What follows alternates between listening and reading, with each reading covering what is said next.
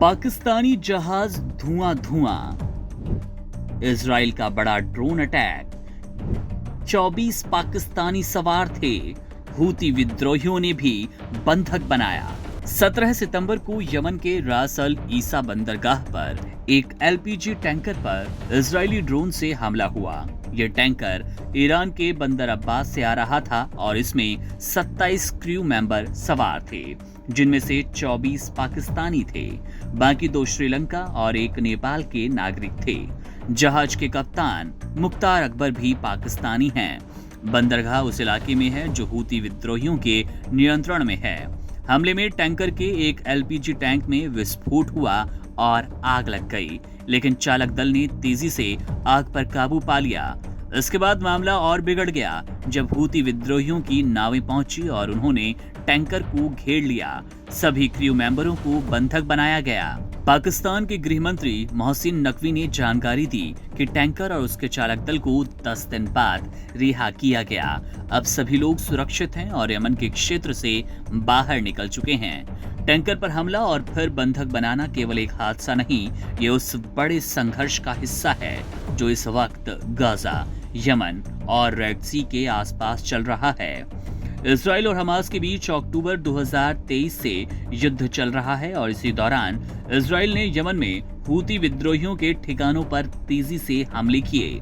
Israeli सेना ने दावा किया कि वो हूती कमांड सेंटर्स और मिलिट्री बेस को निशाना बना रही है।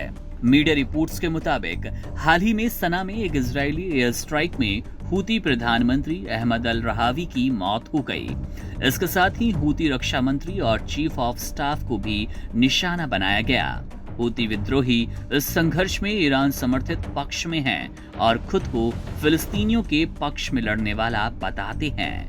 हूती विद्रोहियों ने अक्टूबर 2023 से मई 2025 तक इजराइल और उसके समर्थित जहाजों पर 250 से ज्यादा मिसाइल और ड्रोन हमले किए। इनका सीधा असर वैश्विक व्यापार पर पड़ा, क्योंकि रेड सी के रास्ते होने वाला व्यापार बाधित हुआ है। इस पूरे घटनाक्रम में पाकिस्तान के लिए राहत की बात ये रही कि उसके नागरिक सुरक्षित रिहा कर लिए गए। गृह मंत्री ने बताया कि इस रिहाई के लिए कई स्तरों पर काम किया गया। पाकिस्तानी विदेश मंत्रालय ने यमन में अधिकारियों से संपर्क किया, जबकि ओमान और सऊदी अरब में पाकिस्तानी दूतावासों ने बड़ी भूमिका निभाई। इसके साथ ही पाकिस्तानी सुरक्षा एजेंसियों ने भी इसमें अहम भागीदारी निभाई। ये पहली बार नहीं जब यमन की अस्थिरता ने अंतर्राष्ट्रीय शिपिंग को प्रभावित किया हो। 2014 से यमन में गृह युद्ध चल रहा है और इसकी शुरुआत शिया सुन्नी संघर्ष से हुई, जो बाद में क्षेत्रीय राजनीति में तब्दील हुआ। हूती विद्रोही शिया हैं और ईरान का समर्थन प्राप्त है, जबकि यमन की पूर्व सरकार को सऊदी अरब और अन्य सुन्नी देशों का साथ मिला। आपको बता दें कि हूती विद्रोही अब एक संगठित मिलिट्री फोर्स बन चुके हैं। उनके पास न सिर्फ एडवांस मिसाइल और ड्रोन है, बल्कि अपने हेलीकॉप्टर हैं। ये ताकत उन्हें ईरान से मिल रही सैन्य मदद से मजबूत कर रही है।